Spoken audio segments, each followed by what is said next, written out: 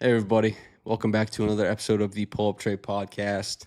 This one, after the Raptors get shellacked, a heartwarming moment for Kyle Lowry and the Kyle Lowry lovers and appreciators. But that's not worth much. You'd rather you'd rather win you'd rather win a basketball game. The Raptors, a lot of times we've been recording this podcast after a win, this time after a loss. It's the Pull Up Trade Podcast with Trevon Heath, the trade that pulls up. How you doing? Did Kyle Lowry elicit any emotions in you? Were you lachrymose? If I had to decide between winning the game and letting Kyle Lowry play, I would have picked winning the game, obviously. But it's a great moment for him. Obviously, the greatest Raptor that's ever lived. And Are you changing your mind on that? You used to argue, and a I, guy, you I'm remember, a listener came up to me on the street and said, "Samson, you're wrong. It's not Kyle." if you're only talking about basketball, if you're only talking about basketball, it's definitely Kyle. The reason why I say Vince is that this franchise would be in Timbuktu if he didn't set the stage for everything that happened after. But Game 6 is a day I'll remember forever in my life. Kyle's one of the big reasons why we won that game. So, if there was any day or any game where the Raptors are going to get absolutely smoked, today was the day. So, it all worked out, I guess. You know what I need to get from you one day is the Raptors Republic top five, like the top five contributors. And I know Blake will be watching with, he'll be like, "Where am I? What's it gonna be?" Uh, anyway, oh, by the way, Damien, shout out to Damien. He works for MLSE in the building. I ran into him yesterday. He said he was a listener of the podcast and he's a big fan of your takes and my Ooh, takes as well. So, shout uh, out Damien. yeah, shout out Damien, a firefighter. He'll know the joke. He's a firefighter in the arena. So the Raptors, this is the halfway point of the season. They just Mm. played their 41st game, and it didn't go super well, but the season on the whole has. They are, for markers, a top 10 defense.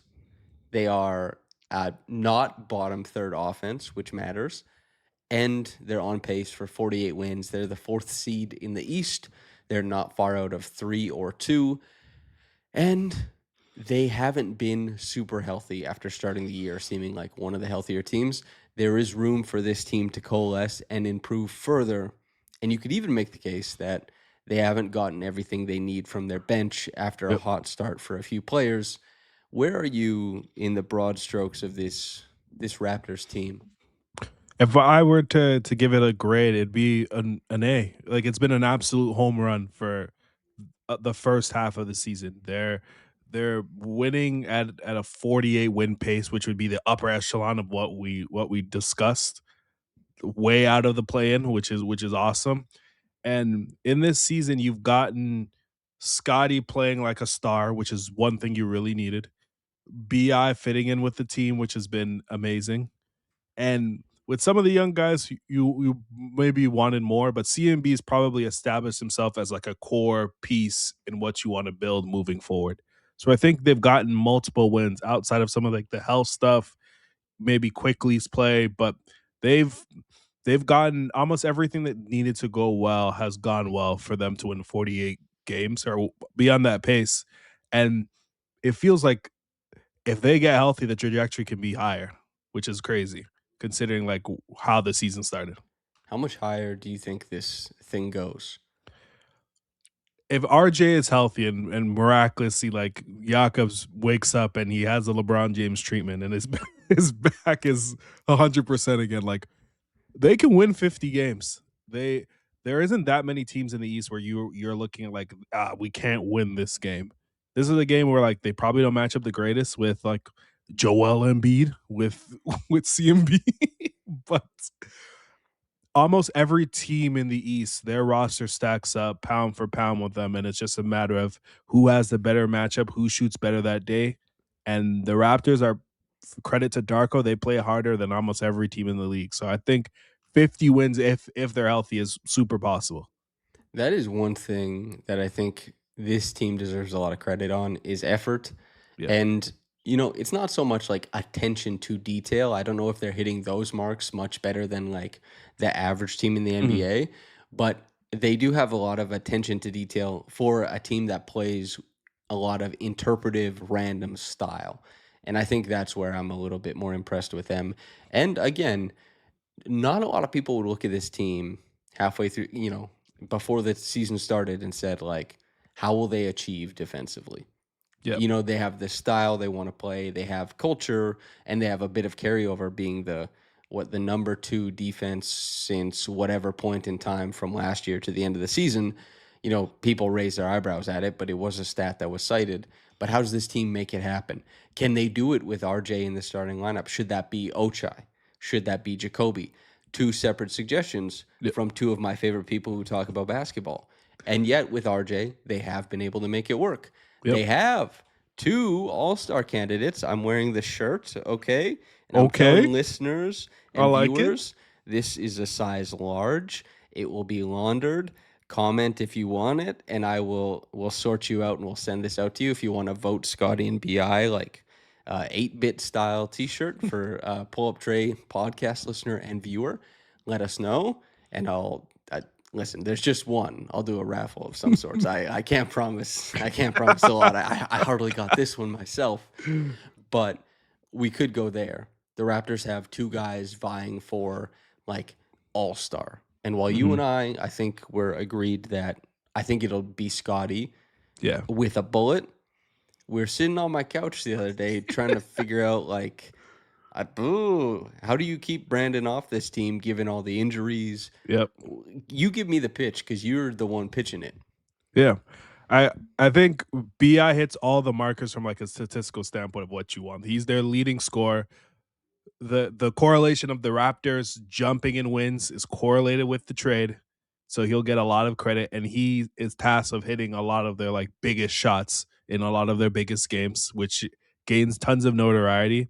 And when you look at the East, I think there's like probably 8 to 10 guys are probably locks. I'm not going to name them all, but Scottie is one of them.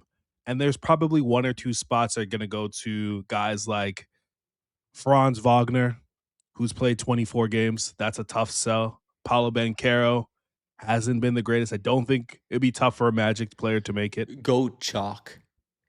Would you pick Banchero? You will do. Would you pick Paolo or Brandon? And then who do you think the wider, like, because it'll be a coach vote. Who do you think gets in, Paolo or Brandon?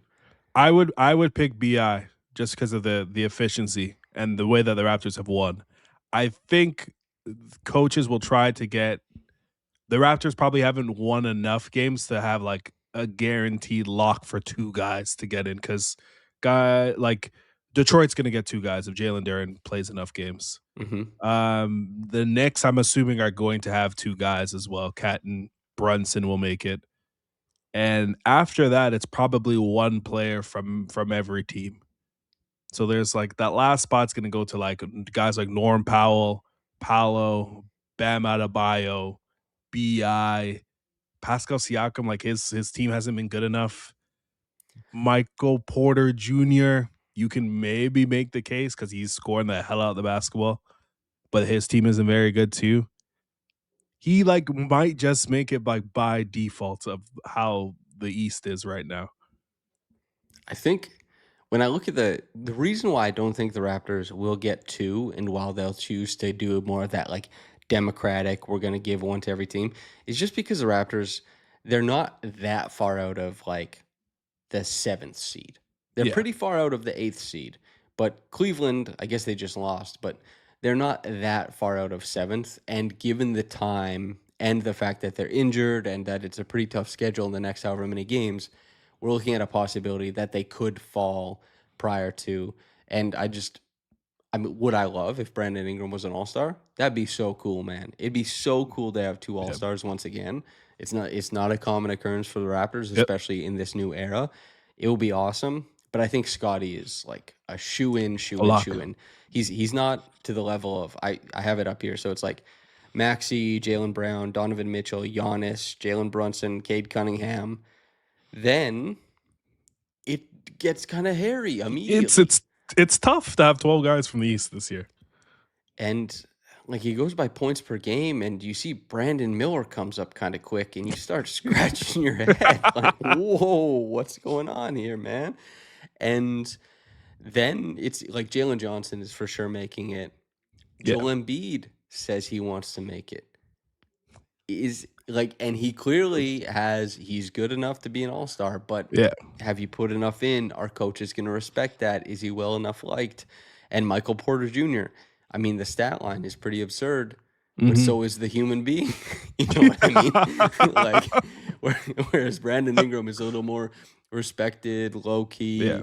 You know, we'll see how all that shakes out. But I am left wondering very much if the Raptors are going to be a team that nets 2 All-Stars, and they can really help themselves, obviously, by winning more games and really solidifying themselves as not only the 4 seed with gumption, but being a team that, you know, maybe they jump in the schedule.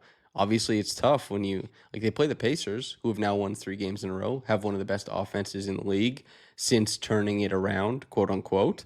Then it's Clippers, Lakers, Warriors, Kings, Blazers, Thunder, Knicks, Magic. It's tough. Then we get Keontae Bowl on February 1st, by the way. We all going to be tuned in. And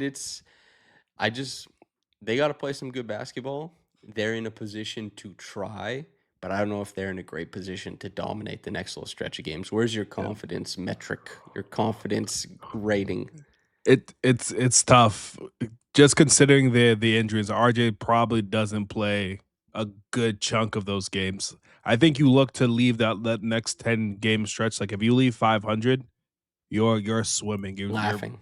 You're in a really good spot to still be out of the play-in. You're probably a 5th or 6th seed, and ideally Jakob and RJ come back for the final stretch of the season, like February on, and you're able to punch up and hopefully catch 3rd or 4th to end the year. That would be like the perfect scenario. Okay, so before we get into all the rest of it, we're trying to place Jamal Shead where he is in the hierarchy of backup point guards in the NBA. The best point guard in Raptors history, the best player in Raptors history, is Kyle Lowry, and I think he should have a statue when it's all said and done. Jesus. Well, but you struck the pose. You put your hands on your hips. That was great, dude. Tell me, I'll put you in the bad guy seat because the Brandon Ingram fans were coming for me last episode, so we need a villain for this one. Why not a statue for Kyle Lowry? You know when he's smiling, he's got the game ball, the championship ball. Are you kidding me, dude? There's a certain ilk of player that has a statue. Like some of the greatest players in the history of the NBA. There's guys like Magic Johnson, Wilt Chamberlain, Shaquille O'Neal. LeBron James is going to have a statue probably in multiple places. Kobe Bryant. I'm putting a LeBron statue outside my house. You can have one here too. Put one in my bedroom, to be honest. All right. Kyle Lowry changed this franchise. He is a Hall of Fame point guard, but he is not the level of a player that needs a statue. This franchise is still very young. Ideally, could be Scottie Barnes, but ideally there's going to come to a player where you look at like this is one of the greatest players of all time. They need a statue. I don't think he's there. Does Paul Pierce have a statue? I don't think he does. I don't think so. I think like the worst player with a statue is I've looked this up before. It's I think it's who has a statue in Atlanta again? Oh, Dominique. I think it's Dominique. Is Kyle Lowry Dominique level in terms of like importance to a franchise? He's probably a little bit more, but in terms of like output, it would be tough to make that case without a little bit of EPM, a little bit of some catch-all statistics. Probably. His RPM is the same as Kobe Bryant the last decade. Bro, the full decade, I bet. Like just Kyle, yeah, the numbers loved him. Yeah, I mean, Dominique had it. He was averaging for like a 8-year stretch. He was averaging like 28 points per game. Yeah. You could maybe get me if it's a duo DeRozan Lowry statue and they're side by side. You might be able to get me, but it's a tough sell. Yeah. Well, I know my name here says Kyle Lowry statue designer. Maybe I'm out of a job. You made a pretty compelling case for why that wouldn't be happening. Yeah. This got me stressed, man. But Bro, you know, this franchise has been around what 30 years? yeah, As long as me and you have been alive. Um, there's gonna be a guy that averages. It could be Scottie Barnes that averages 25 points a game, 10-time All Star, 8-time All NBA, wins 2 championships before we die. Statue. Scotty, that would be like he has to start work now. Yeah, yeah, he Like would. it's 3:33 p.m. on a Friday. The homework, like you get home and you start going to finish for Sunday. Wow. Anyway, I was trying to work into the ad read with the Oh stressful. my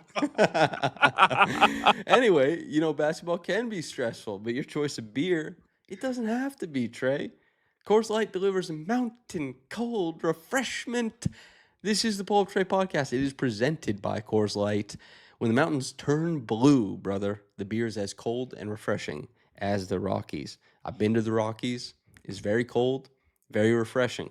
I stuck my daggum little toe in the lake just to say I did it. Same way, I'm trying to swim in every body of water. But regardless, Coors Light is cold lagered and it's cold filtered and it's cold certified for a smoother finish. Trey, your Patriots, we said it. How'd it go for you? How did it go for you? Oh man, the non-believers that said the Patriots they had the easiest schedule in history. Wait till they play a real team. The Chargers the last week of the season, they pulled Justin Herbert so that they can purposely lose the game and play the Patriots, thinking, "Oh, this is the easiest team to play." They put up a whopping 3 points, get blown out on Sunday Night Football in prime time versus my young quarterback who's never played the playoffs in a day in his life, and they win. They won this week. They're gonna win next week. We're going to the Super Bowl, man. Hell yeah. Hey, I'll drink to that. Make sure Yes. to celebrate responsibly. And of course, you must be of legal drinking age. Coors Light, you can find Coors Light near you. Visit CoorsLightShop.ca. Trey, you say so many funny things to me on a daily basis, a great many things. Oh, I forgot to bring up. We'll talk about the CMB thing. We'll talk about the Okay. CMB thing. You have a great many jokes. Today, your choice was, and a lot of them revolve around Jamal Shead. Yes. And today, your choice was, can you name 12 backup point guards better than Jamal Shead of the association? You can't, man. You look at the plus, you look at the plus minus, you look at how he changes games. I secretly for the last 2 months I've been calling him Mr. Fourth Quarter because every time the Raptors are down, it's usually sparked by one of his runs. He's hit a many big shots. He hit a big shot yesterday. No matter how close it is, big shot is a big shot. He's been tremendous. I think so. For people who don't know, Trey is a marketer. That's like his profession besides podcasting. So he's always coining new little slogans and phrases that he does not loose to the world. It's simply just for the pals. Regardless, I'm going to run you through the ringer. We're going to go rapid Okay. fire and then dive into Jamal Shead's development a little bit. We're going to rapid fire. Do you think Jamal Shead is better than these guys? Yes. So, Jamal Shead is probably one of the best backup point guards in the NBA. We're going to run through this list and you tell me yes or no, is he better than, or yes or no, is Jamal Shead better than them? Yep. Starting with Isaiah Collier, Yes. Deuce McBride, No. TJ McConnell, This was too much pedigree. I'll lean to TJ. He's done way more than Jamal's ever done. Jamal did tell me this summer that he wanted to model his game after TJ. Yeah. So, and then also, can I just say, he also said the same thing to Will. And I don't know what it is about getting a quote from a player. Sometimes you feel a little bit like, damn, you said that to them too. You know? Yeah. But then you realize like players have like their agents, they have their team, and they have things they're like, I want to say all this stuff. Yeah. And I learned that really clearly from a man named Fred Van Vliet, that there was a little bit more to the game than just the game. Here's a good one. Cam Spencer. Give me Jamal Shead. Give me Okay. Jamal Shead. For our dear friend, I'm on the other side. For our Give me dear Jamal friend Shead. listening. D'Angelo Russell. Give me Jamal Shead. Give me Okay. Jamal Shead. Lonzo Ball. Give me Jamal Shead. Dylan Harper. I'm sorry, Jamal. Yeah, That that's boy's nice. Bub Carrington. Jamal Shead. Okay. Io DeSumo. Jamal Shead. Jamal Shead. Wow. AJ Mitchell. AJ Mitchell. You but okay, and oh, all right. Okay. Jose Alvarado. Mm, that one's tough. Oh, I think He said Jose's. the N-word. He's not black, remember. I think Jose's defense might be a bit more real, so I'll say Jose. Reed Shepard. Jamal. Okay. Drew Smith. You how much Miami Drew Smith you've been watching? Every Drew Smith bucket I saw versus the Raptors, like, who is this? Jamal Shead. Tyler Kolek. And I wasn't sure about having two Knicks on here because but yeah, Tyler Kolek. He's been great. He's been really, really good. But can he play in the playoffs? I feel like Jamal will be able to defend in the playoffs. I'm gonna say Jamal. Why not? I would go Jamal over Tyler as well. Okay, last one I have listed here is Jace Richardson. Jamal. Okay, so how many players did you think Jamal wasn't better than? He's top 5 based on this, right? You gave T.J. McConnell, Deuce McBride, Dylan Harper, and A.J. Mitchell, and Jose Alvarado. So you have him as a top 6 backup point guard. When I look at this list, I think he's better than A.J. Mitchell right now. I think he is better than A.J. Mitchell right now. But, in like 3 years, probably A.J. Mitchell. All this to say, Jamal Shead, this conversation we're having is like a fun one and a way better conversation than I think, at least I expected to be having regarding Jamal Shead. The numbers love him and hate him at the same time. Like some of the conventional like benchmark numbers that you're supposed to hit, he just can't hit those. Some of the in-between numbers that are trying to calculate like what don't we have numbers for? We're trying to notice impact that isn't there on the box score. I mean, he's killing it. He does exceptionally well. He is a guy who has, based almost solely on quickness and decision making, been able to fuel an NBA career and one that looks like it's on the upswing. How big and how important is he halfway through this Raptors season to this, a squad that's on pace for 48 wins? Yeah. He's been one of the larger reasons why the Raptors have like surprised this season. He fits everything that they want to do. He defends at the point of attack with aggressiveness. He has size and physicality, and he's sort of figured out how to foul less and utilize his feet because his feet are at the top of the league. Rapid. When he has been able, I think, where I missed on his evaluation was how often he was going to actually be able to get to the rim. Where it looked like in Houston, where he was able to bully guys a lot more, he's simply just gunning and beating guys to spots every single time, every time he plays. And his playmaking, which was great in Houston, has really popped because teams are rotating because he's beating them to the rim. He's beating opposing guards to the rim every single play. And his shooting has gotten to a level where it's like respectable. Like you have to guard his shot. He's hit a lot of big shots. He shoots with confidence. It's been out of that draft class. Like he's, in terms of their draft value, he's the one that's outplayed his draft value by the most. Just simply being a rotation NBA guard. The Raptors haven't had a lot of second round wins, and he seems like to be like the first one since Norman Powell, I guess that would be, which is just a massive win for the Raptors. Filling that spot at that salary slot is for a team that hasn't done great with contracts and value is huge for them. He's a part of the solution of what you want to build, which is great to see. There's a lot of bloat on the Raptors right now. And you can see that the Raptors, they have acknowledged bloat, they have perceived bloat, and they clearly are winning and want to improve. So that makes them very hot off the presses for any of the, not like the real news breakers, but the reading the tea leaves and room temperature. I'm going to say like, I think the Raptors are probably going to do like, the suggestive Mhm. tweets that you get a little bit of engagement on. They're primed for that. Jamal Shead, by the way, shoots 36% on above the break threes.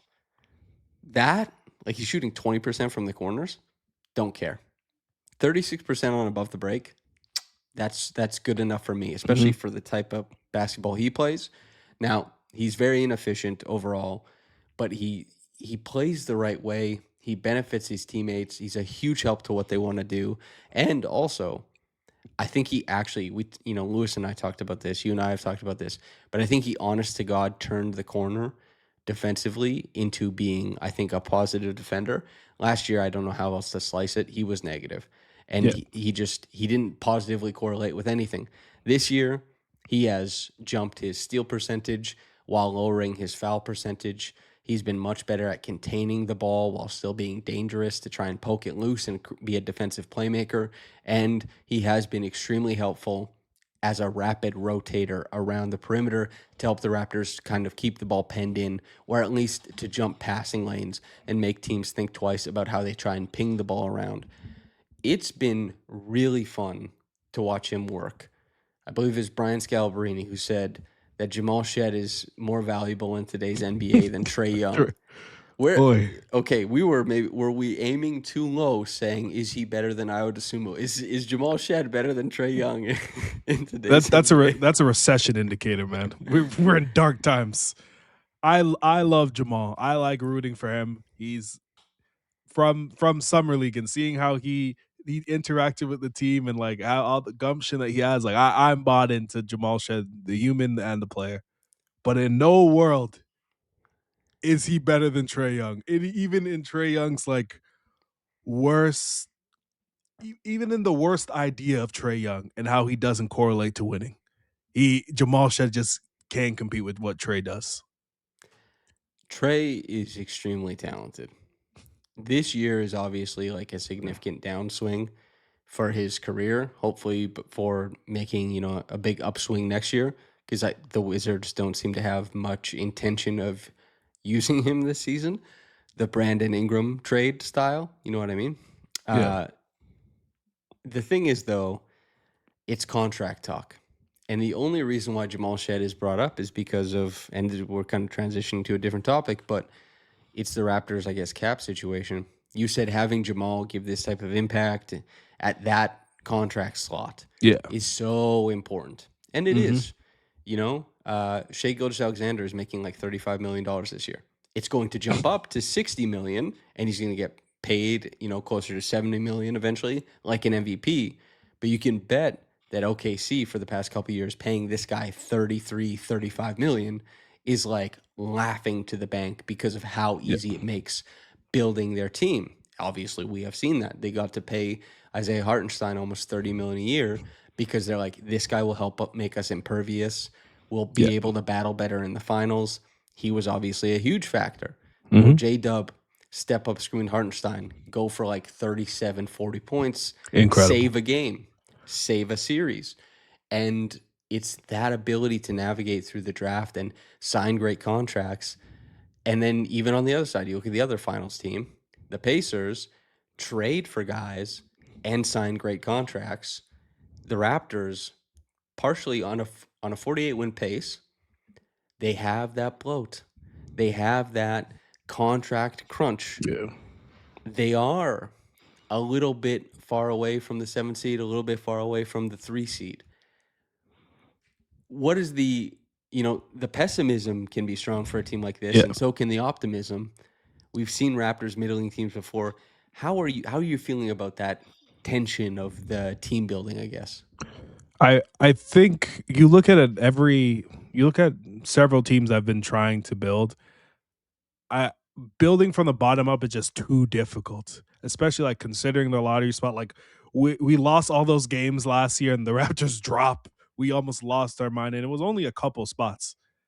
It just having to one lose that many games, build those habits and players be in a culture of losing games just like isn't conducive to trying to win. The Pacers are a perfect example. They continuously they continuously made small trades trying to build. They get Aaron Neesmith, something that seems like a flyer. It ends up working out. They make smart free agent signings like Obi Toppin, who's just impactful at a cheap price. They get a steal of a trade from yours truly, and, and are able to punch up. And they they made all these moves while being in the middle and shaping their team. They realized at one point the Miles Turner Sabonis situation isn't going to work out. They get a massive win out of that situation. But building from the middle allows you to have multiple contracts of guys who have value that you can trade out and trade and get value for, and then also see those guys in situations where you're winning. Like Emmanuel Quick is a perfect example. If the Raptors were 20-21 right now, like his level of play isn't as big of a deal. But because they're trying to win right now, and you want to see them punch up and win a playoff series, it is a big deal. It's why you're seeing him in trade rumors. We've gotten to see these guys in winning situations, how they would react, and you're gaining more confidence and understanding of how to build the team in the future, which you wouldn't in with this team being poor or not having a strong roster around some of these core guys. I think the interesting thing about these Raptors is like, yes, they have to compete, but they also probably have to get under the luxury tax. They're a team that, for momentum's sake, probably wants to add, but it's tough Yeah, to envision because they already are looking like, how do we move? How do we change the team? How do we improve without just betting the farm on like Colin Murray Boyles and whatever the pick is this season? Because all the reports are like, yeah, the Raptors have tried to get off of Emmanuel Quickley's contract. yeah, The Raptors, and the thing that doesn't make sense to me, right, is that they seem to be hyper cognizant last year. RJ was in trade talks. Like, yeah. listen, very pro RJ podcast. Mhm. This is not me advocating to trade him. It wasn't last year. He was in trade talks heavy. The Raptors very cognizant of his contract and trading him. IQ, same thing. And they still signed Pirtle to that extension. What is going on, man? I Yeah, like it seems very incongruent, the decision making there. And these are the decisions that make it really difficult eventually to build the team in the vision that you want. If it is a team that is a collection of players like draft picks that didn't turn out how you want, yeah, extensions that were given and players didn't develop the way that you want, and suddenly you go from having like a burgeoning team with room to extend guys and players who are improving to, a lot of guys hit that ceiling early and some money's been given out. And you have to say, like, we can't see a way outside of some sort of insane steal of a deal trade that sets us back to the bottom with a huge pool of assets or yeah, takes us near the top trading for an underappreciated star. Moving from the middle is it's a valuable thing to be able to do, but there's less room for error on how yeah, you navigate it. And currently, Brandon on like 40, fine. Jakob, it looks really tough. RJ's looks fine, but he has to get paid soon. yeah, I wonder, the RJ decision is actually probably one of the most important for the Raptors. And there was a time when this Raptors team used to, my expectation was like, I think that OG is going to get like 23, 25 million a year for this extension. And then he yeah, got like 17, 18. It was that, Fred, it might go north, it might creep to 100. And then it was 4 years, 85. mhm, It used to be that. yeah, And then with Boucher, I think it became 3 years, 33. And then with Gary, it became something. And then it just seemed like player options, big deals. Suddenly, the belt loops started to stretch. The size of the pants got a lost little our bigger. fastball. Yeah, Ugh, the it's fastball wasn't there. No, it's CC Sabathia, bro. man, when CC was towards the end of his career, just Bro, the hat like this, he's so tough, dude. oh, crazy. It is tough because the one contract that the Raptors said, let's get ahead of this, let's let's commit now so that it's cheaper long term and helps build this team is like one of their big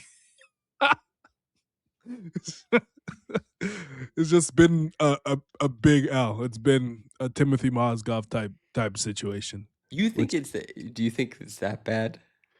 it's not bad in the sense of like player wise, but just in absolute like they're gonna have. It seems like they're gonna have to attach picks in order to move him if I they see, want to.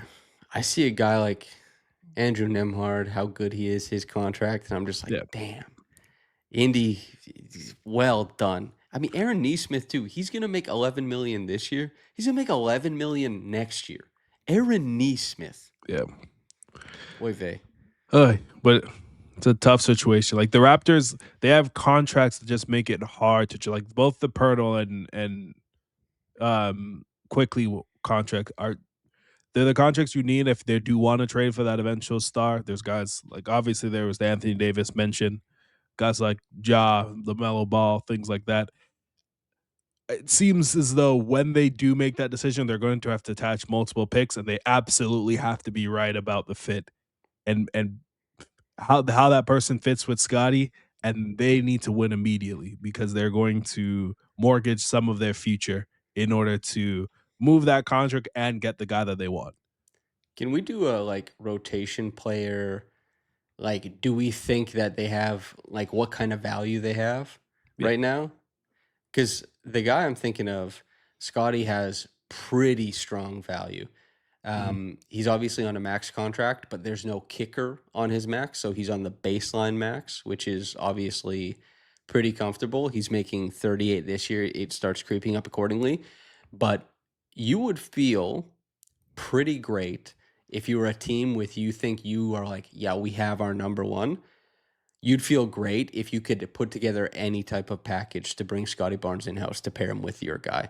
And Yeah. if you're a team who's, if you somehow Scotty was going to be your like overqualified three, you're laughing if you're able to put together a package. And Brandon, I think Brandon probably wouldn't garner a ton of interest. I'm glad he's on the Raptors. He's playing well. Mhm. He's bought into especially the defensive stuff, I think, and Yep. he's helping them so much on offense. But I don't think he's like superbly out earning or like really proving the contract to be a steal.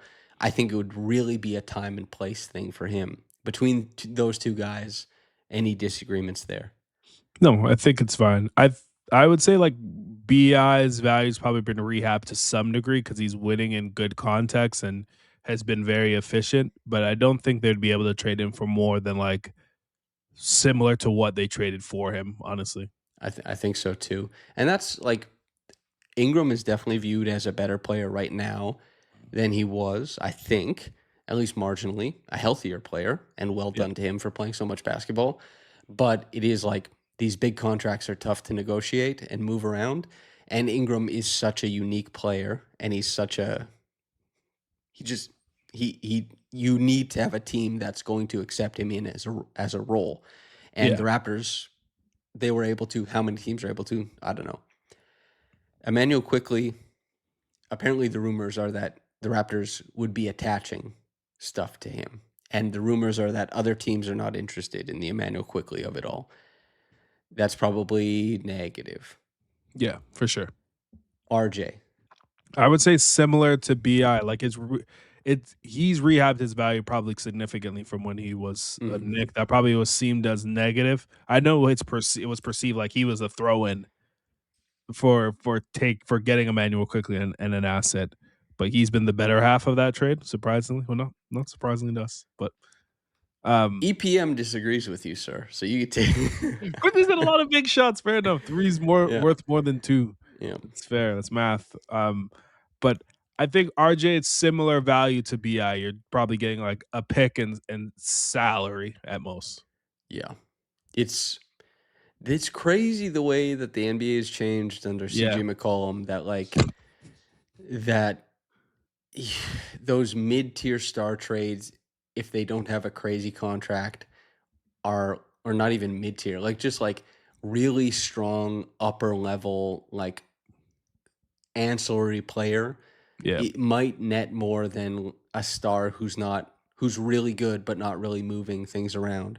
It's crazy that the contract constraints have put on the league. Uh, the next highest is Jakob, negative, big Yep. negative. Then you have like Ochai, CMB, Grady. The only guy who's positive there is CMB for sure. Everyone else is you wouldn't have to attach things to get off of either of them just because Yep. they don't make enough, and teams might want to take a swing on either. Jacoby, we like Jacoby. I think he's having a good season. Yeah. Do you think he has value around the league? I think he would be like net negative, like net neutral, to be honest. Like he would be a throw in to whatever the Raptors are trying to do. But I think he's proven that like he's an NBA player, but he hasn't proven that he's an additive to like a team that is trying to contend. Yeah. Sandro, I bet Sandro you could probably get a couple seconds or maybe even Mhm. like one of those freak ass 3 seconds Yeah. deals if you wanted to like if a team thought he's the diversity in the front court they need for like a playoff run. But then it's Garrett Temple, Shed, Mobo, Battle. Yeah. I don't know, man. Yeah. It's tough because they have their contracts are so lopsided, and the big contracts they have are bad. At least right now, obviously. Hopefully, LeBron James, please call Jakob and help fix his back. But I thought you were gonna say call him and put him on the team. He's sick of DeAndre Ayton.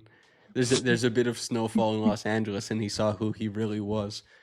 man, Luca and and Jakob would be the slowest pick and roll in NBA history. It would probably would be gas though, to be honest. They would score a lot, I think. Yeah, Yeah, it would be but gas. but yeah, Luca. It would be interesting to see Luca playing with a guy who couldn't catch lobs Yeah, because he's obviously so used to it. But I'm sure it would open up a couple different avenues of passing for him. Um, yeah, I don't know anybody else. Like maybe you get a second for these other guys, but they just they would be throw-ins or like pot sweeteners or whatever. yeah. Yeah, the Raptors. They and some teams you look at their roster and you say like, "Oh, big time positive, big time positive, big time Mhm, positive." And while we look at the Raptors and us as analysts liked the Raptors coming into the season, we were way above consensus.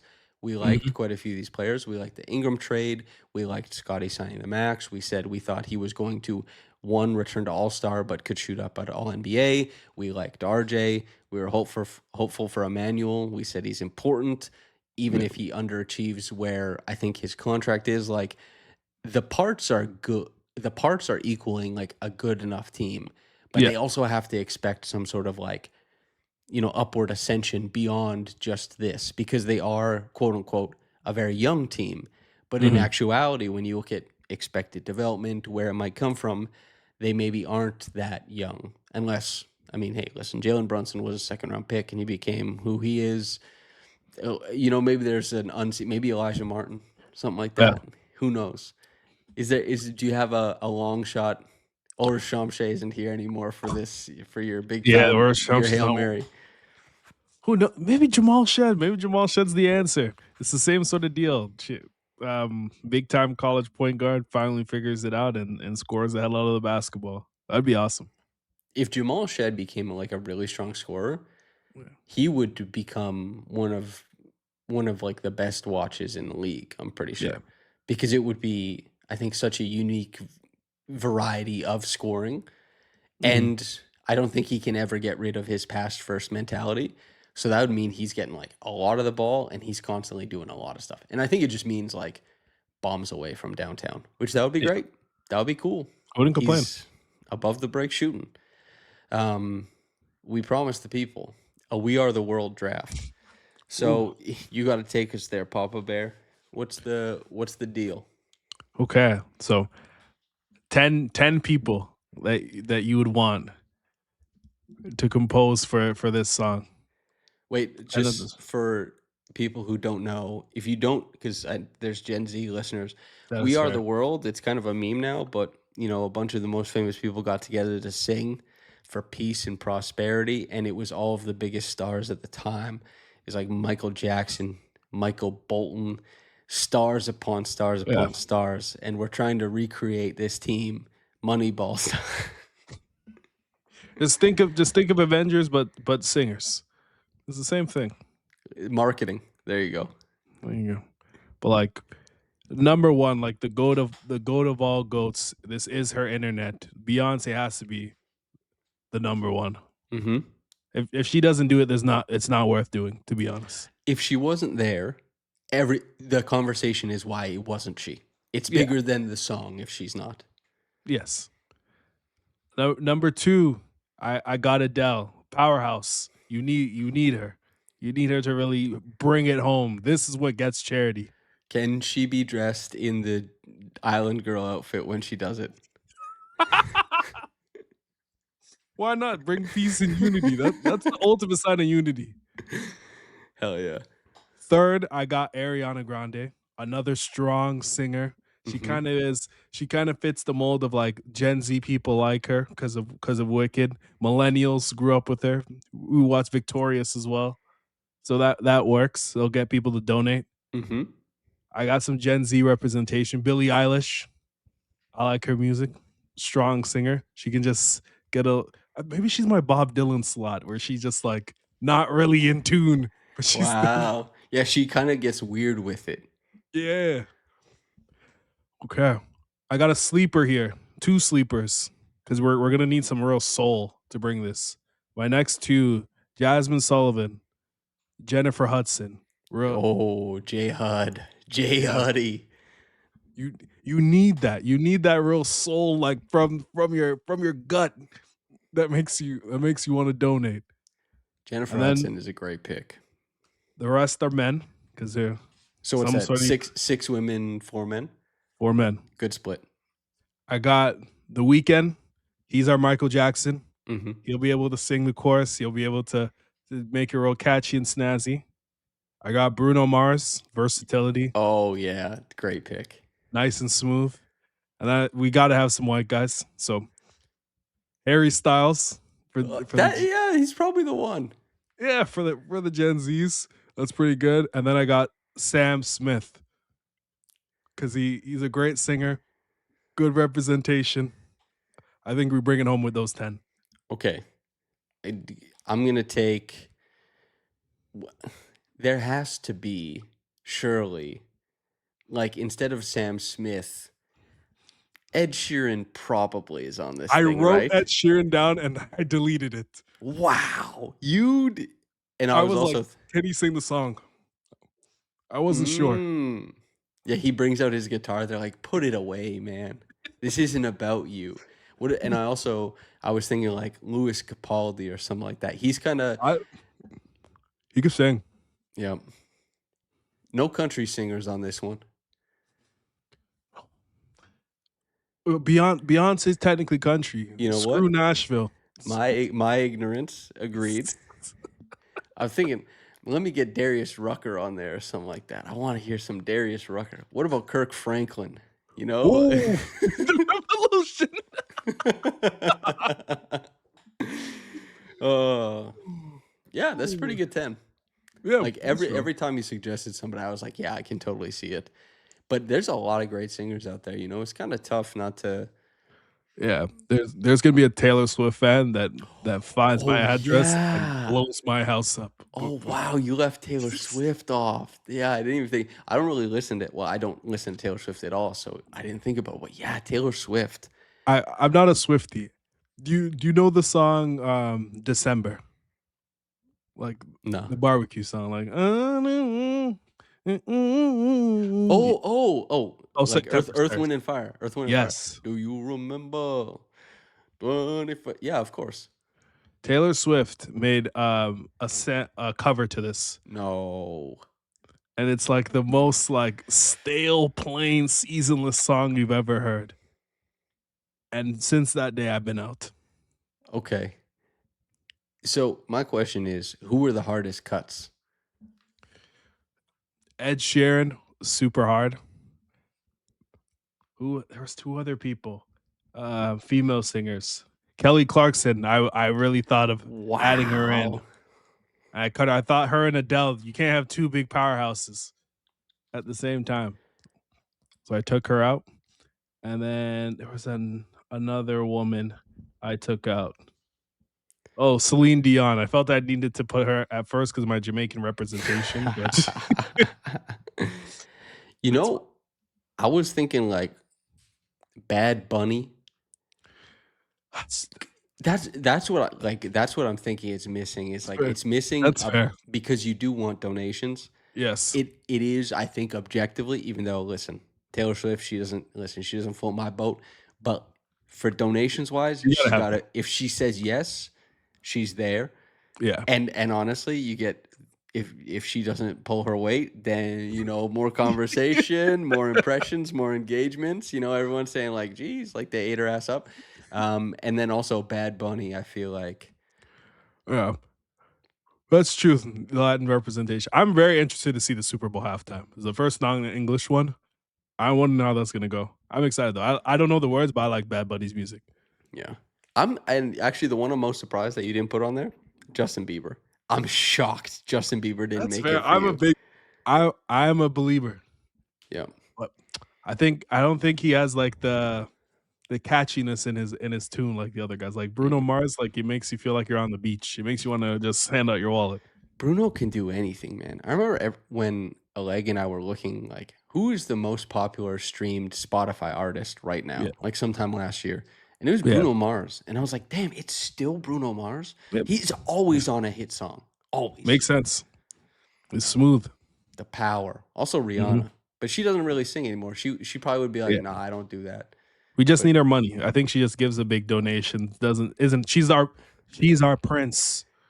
She doesn't want to do it because Beyonce's also in it. wow. She's like, I'm too good for this. Oh, it's perfect. I would like there to be like a bootleg one too, where it's like it's two people. It's like Nicki Minaj and Eminem, and they do their own version of it. And it would be like when Pink sang the national anthem, and everybody was like, "Yo, what the hell is going on here?" That would be, I think, elite. Yeah. You know what this conversation is a magnet for? There's like Barb's, Swifties, the Yes. Bayhive, whatever. If we weren't careful, we could get on the wrong side of something here. But I don't think we'll have that much. Yeah.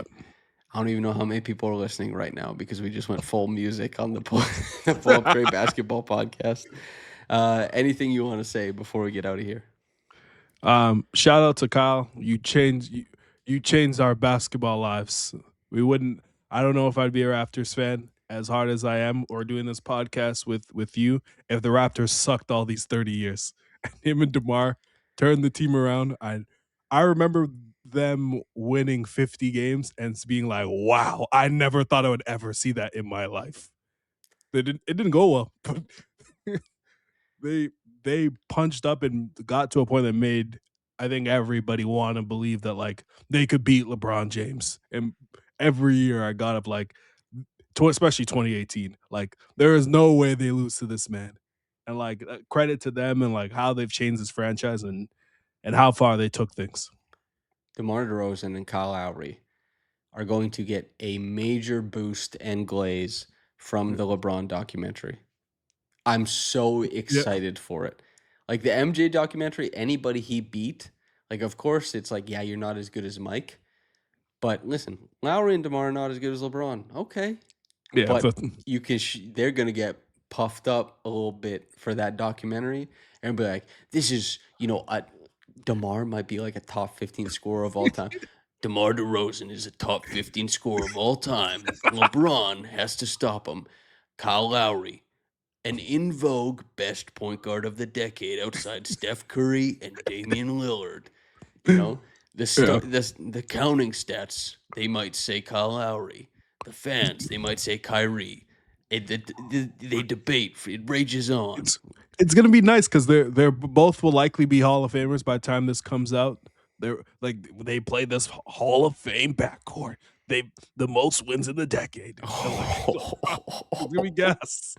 I can't wait, man, because honestly, when I was watching 2015-16, game 6, they're getting killed. I'm there like the guy from the Scottie Barnes draft Raptors Yeah. Pug video, just clapping like, yep, that's my team, baby. I was so happy to be losing to LeBron in game 6 of the Eastern Conference Finals. I was like, we're Yeah. here. We That's made it. greatness. Yeah, you just have to tip your cap, man. Yeah, dude. Little doff for the cap. That was great. Okay. All right, All right. everybody. Thanks for tuning in. Listen to some music talk, some mostly Raptors talk. And I'll be back with half season grades, etc. Then Trey and I will be back next week to talk about basketball again. And we'll Yes, probably sir. come up. I want another wrestling story, I think. Okay. Yeah. I can Give me cook give up a me bunch. something good. I want something a little. Oh, by the way, Trey has been saying that Colin Murray Boyles is the Raptors' best rookie defender for some Oh, time Joe now. Wilfon, Joe Wilfon, when I see you. Oh, this is Oh, so funny because Lewis, he called out Rob Mahoney in a very nice way, and then Rob Mahoney got back to him and was like, "Yo." And I know Joe has listened to a couple of podcasts that we've done, but it would be very funny if we yeah. got a message being like, "What did I do?" That would be really great. Okay, thanks everybody for tuning in with us. We appreciate it very much. If you want this shirt, remember just comment under the video, and then I'll do a raffle or something, and then I'll send you my email, and then you reach out to me, and I'll send it to you. And then God bless, you get something for being a listener and a viewer. And yeah, make sure to like, comment, subscribe, hype, all that good stuff from myself and Trey. Whether you got into this in the morning or at night, have a blessed day and goodbye.